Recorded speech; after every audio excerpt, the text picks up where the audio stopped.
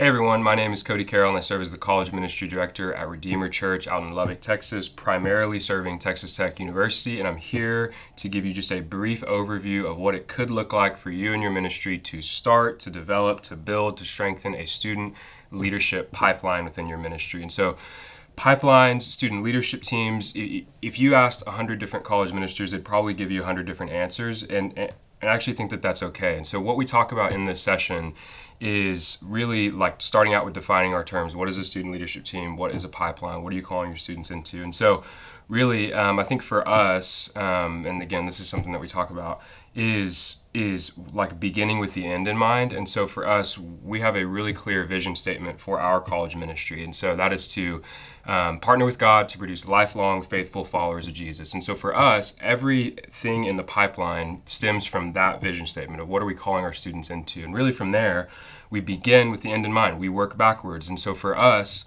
we have our pipeline like drawn out, freshmen, sophomore, junior, seniors. A lot of times the pipeline even starts when they're seniors in high school because we want to try to connect with, local churches in that way to get their students when they come to Tech. But really beyond that, we talk about leadership pipeline. We talk about a leadership team, and in our leadership team, we have three pretty simple positions. And so the encouragement for anyone watching or that joins us in this session is like, what are you asking your students to do? Like actually, like what are you asking your students to be about? What are you asking your students to be at?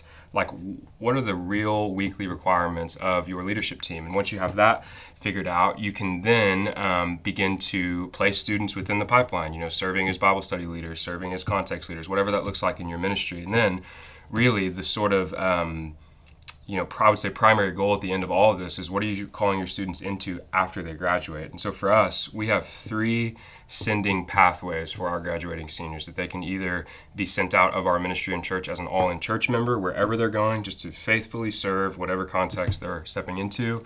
The second sending pathway is a church planting pipeline. So for us, like we really want to plant churches, and so we want to create opportunities for our students to be on staff at those churches, but also to just take a job at a church that's being planted.